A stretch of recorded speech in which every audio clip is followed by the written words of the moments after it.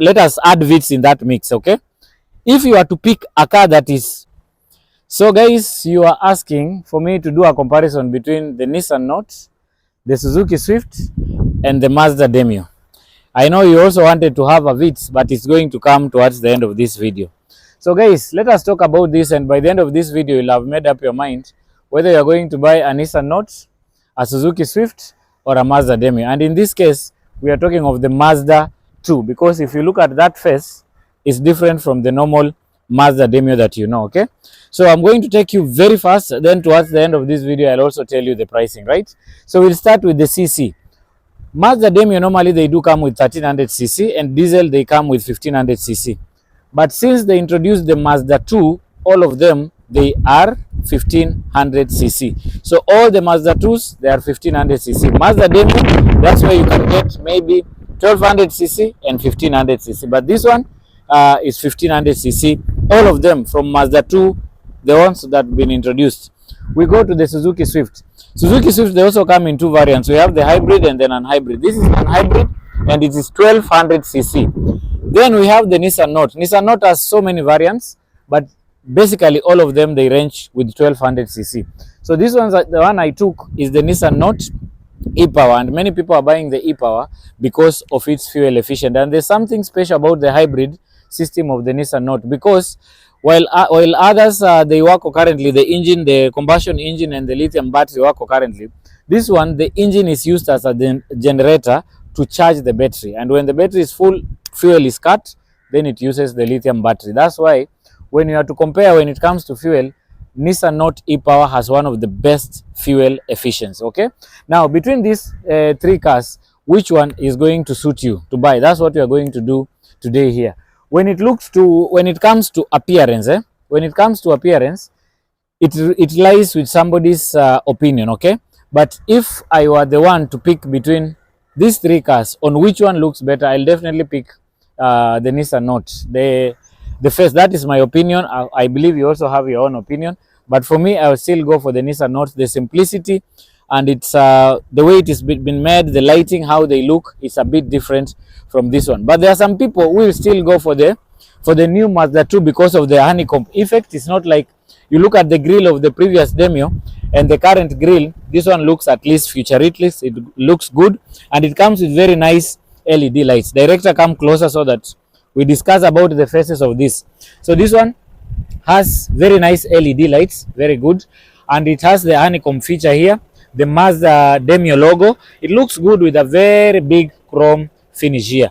Something that Mazda have done, Mazda 2, Mazda 3 and Mazda 6, there's something they have done that we don't want, we don't like, yeah. All the Mazda 2, Mazda 3 and Mazda 6, they have removed the fog lights, okay.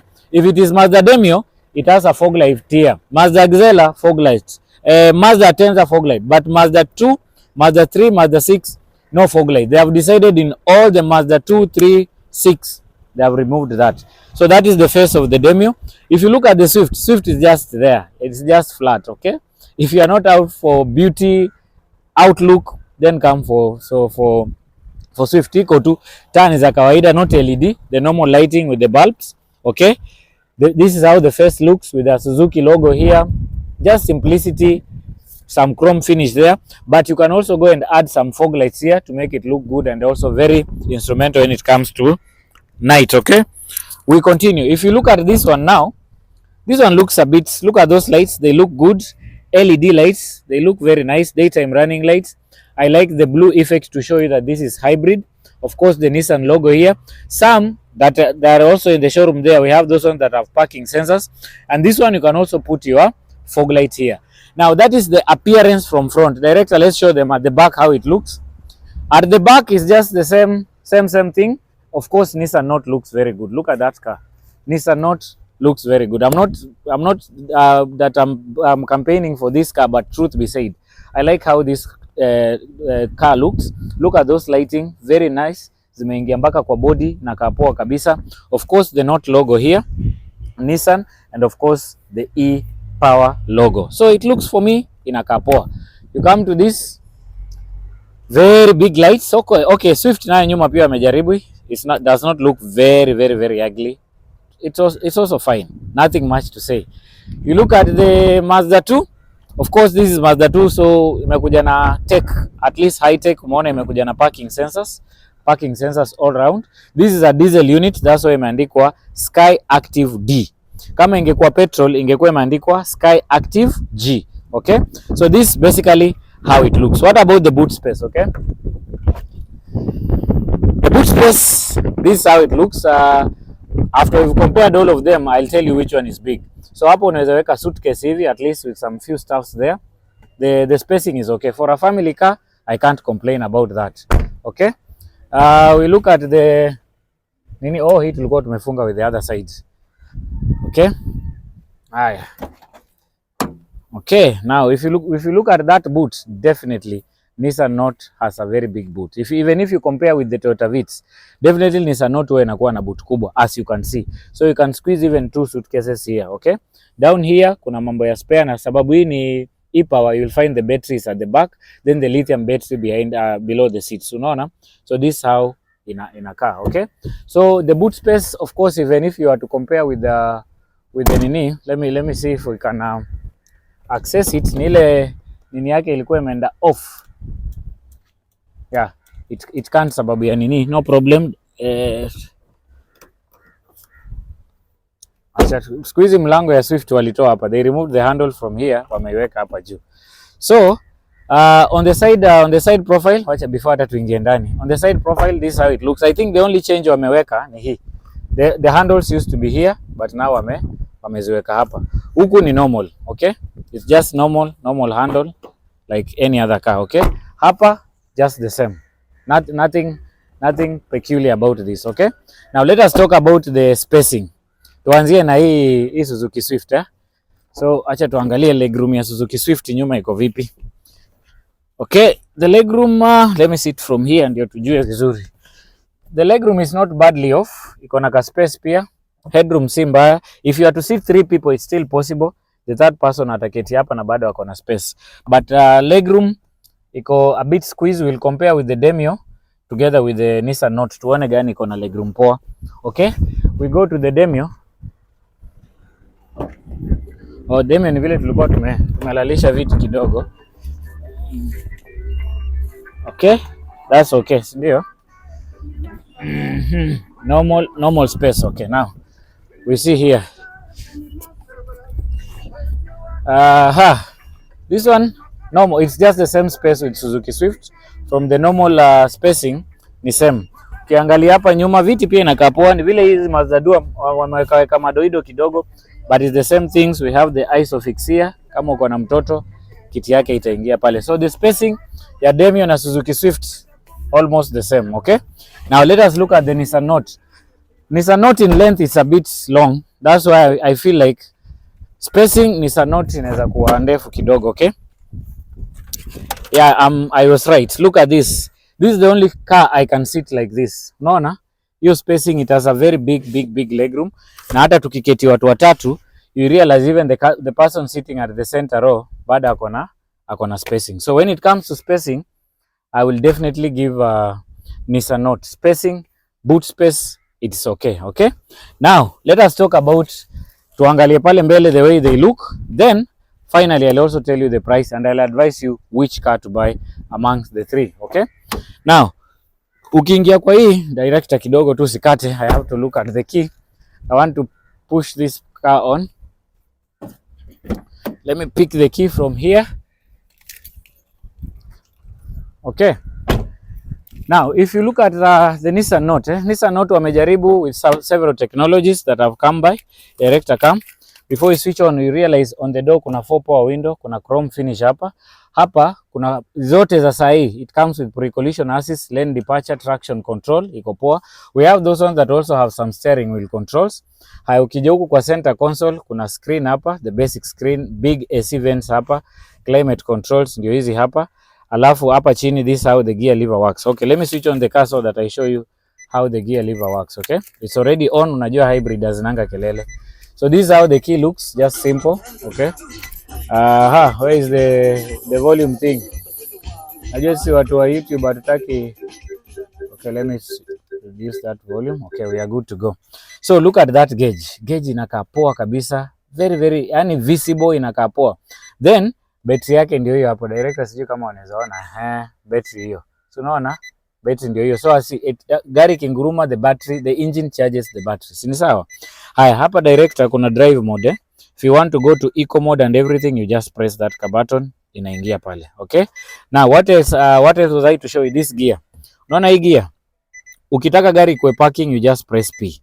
If you want it to go to reverse, you pull it, you push it in front the way it is indicated here, the car goes to reverse.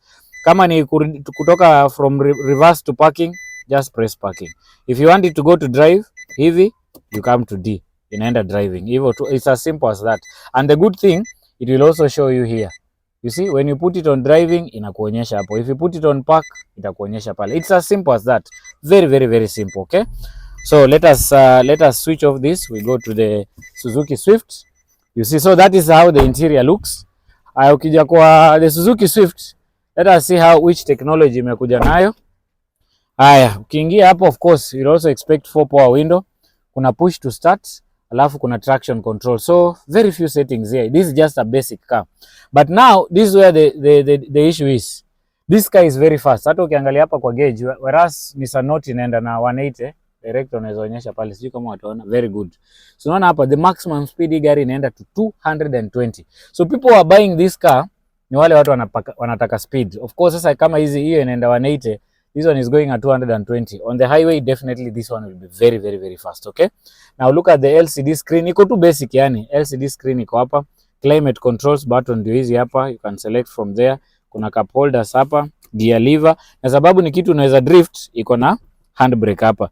Good thing wamepatia driver ndiye anaweza hit kiti peke yake. So if it's cold, you can hit your seats. So very simple inside the Suzuki Swift. Let us look at the Mazda 2 as we finish. The Mazda 2 is here. Hii ndio imekuja na more technology, okay? So ukiingia hapa director, acha tupunguze sauti kidogo. Yeah. So 4 power window, very nice. Hapa imekuja na traction control, imekuja na parking sensor. So you can easily park hata place yenye imejaja vitu, you can easily park. Iko na i-stop na iko na lane departure. You see technology now because this is Mazda 2. Alafu when you are driving, they are telling you don't just focus here. If you want to look at the speed, unaona kaka projector screen.